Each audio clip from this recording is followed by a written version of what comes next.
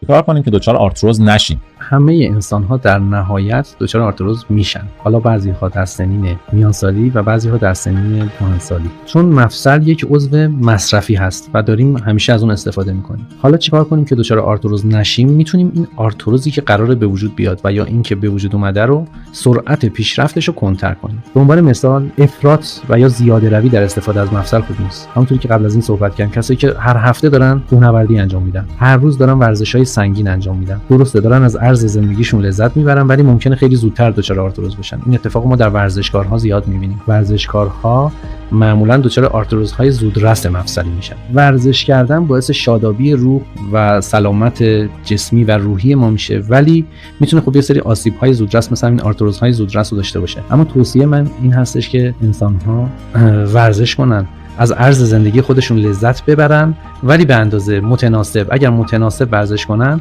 اینجوری طول زندگیشون هم باز از حالت عادی میتونه طولانی‌تر باشه.